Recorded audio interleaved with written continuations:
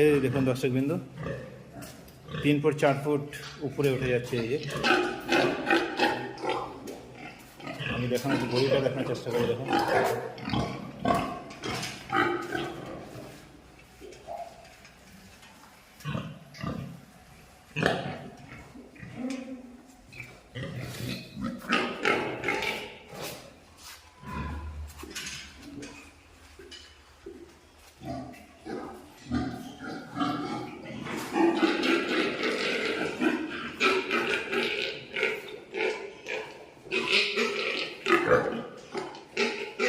দেখুন বিশাল বড় লম্বা।